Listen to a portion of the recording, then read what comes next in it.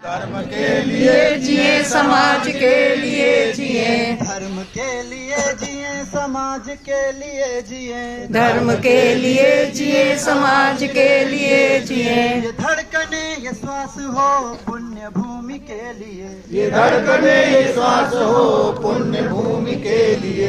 धर्म के लिए जिए, समाज के लिए जिए।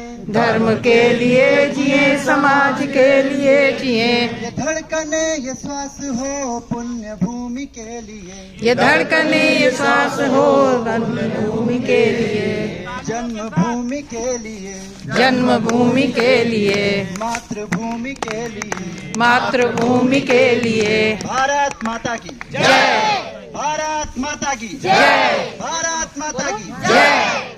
बस अब यहाँ से हमारा कार्यक्रम जो असली है वो शुरू होता है। नौका विहार हो गया, यज्ञ हो गया, इसके उपरांत सबका जलपान हो गया, इसके बाद खेल होने हैं। लेकिन उससे पहले 15 मिनट की एक सामाजिक चर्चा की कार्यक्रम क्यों हुआ है। हम सब लोग कोई बहुत दूर से आए हैं, सारे लोग बहुत दूर से आए हैं और समय पर आकर के संडे के दिन, क्रिसमस के ठीक एक दिन पहले। अच्छा एक बात बताइए, भारत माता की जय हम सब ने बोला, सभी ने बोला ना, तो भारत माता की जय होगी या भारत माता की जय करनी पड़ेगी? करनी पड़ेगी। अपने आप हो जाएगी या जय करनी पड़ेगी? करनी पड़ेगी। कैसे करेंगे जय? क्रिसमस नहीं बनाएंगे। भारत माता की जय कैसे करेंगे? अच्छा एक बात बताओ, मेरा एक सीधा प्रश्न आपसे, क्योंकि ये क्वेश्चन आर टाइप का है, आपका इंटरेक्शन इसमें बहुत जरूरी है। पता चल जाएगा कौन कितना अटेंटिव है। जो क्वेश्चन का आंसर नहीं दे पा रहा है, समझ में आ जाएगा कि वो बिल्कुल अटेंशन मोड में नहीं। अच्छा एक बात बताओ, भारत को आजादी कब मिली? 47 में। 1947 में। पक्का? पक्का। लॉक कर दें? चलो हाँ? 1943 में मिली थी, आपने सही कहा, लेकिन कोई बात नहीं, जो किताबों में हम उसको मान लेते हैं। 1947 भी मान लेते हैं। वैसे 1943 में 12 देशों ने मान्यता दे दी थी भारत को, लेकिन हम आधिकारिक तौर पे 1947 में जो ट्रांसफर ऑफ पावर हुआ उसको ही मान लेते हैं। अच्छा हम आपसे कुछ प्रश्नोत्तरी ये करेंगे और हमें ये पता चलेगा कि भारत की आजादी के 75 साल बाद भी हम मानसिक रूप से आजाद हैं या नहीं है?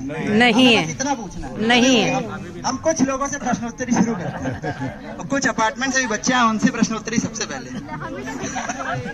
अच्छा एक बात बताइए, कल क्या था?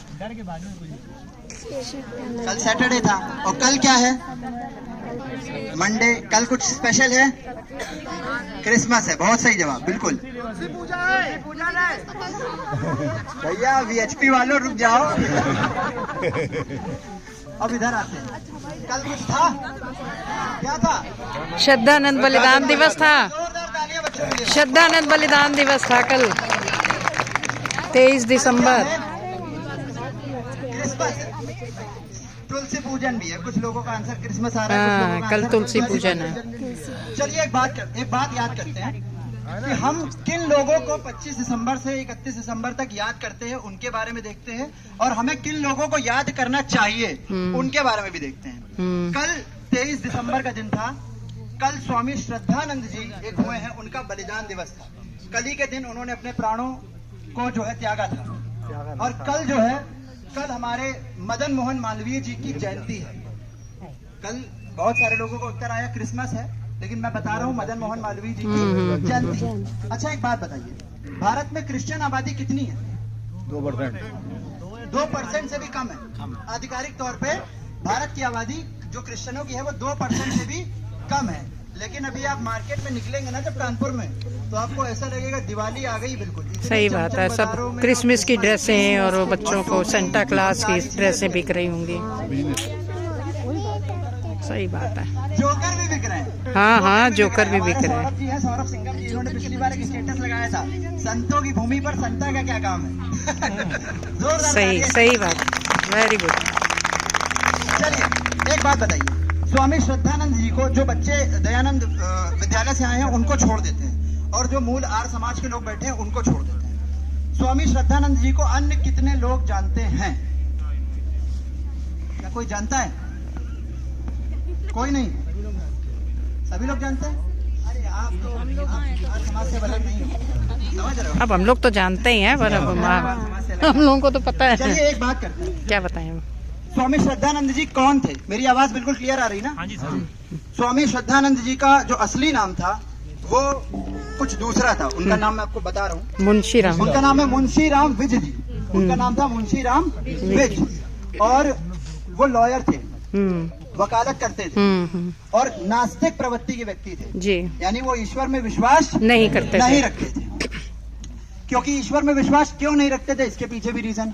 जो व्यक्ति मॉडर्न एजुकेशन पढ़ रहा है उसको साइंस पढ़ाया जा रहा है, उसको साइंस पढ़ाया जा रहा है। वो आप जो भी अंधविश्वास समाज में व्याप्त है उसमें बिलीव नहीं करेगा। वो हर एक चीज के पीछे क्या मांगेगा? लॉजिक पूछेगा, रीजन मांगेगा कि हम ये चीज मान रहे हैं तो हमें इसका रीजन बताइए, रीजन क्या है।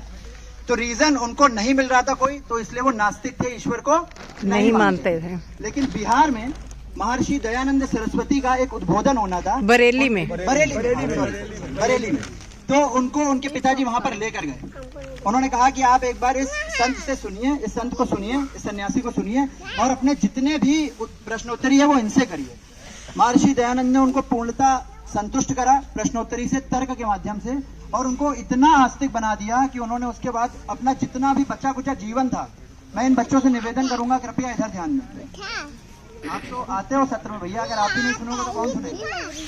तो महर्षि दयानंद ने उनको इतना प्रेरित करा कि उन्होंने अपना बचा हुआ जीवन अंतिम सांस तक वैदिक धर्म के लिए समर्पित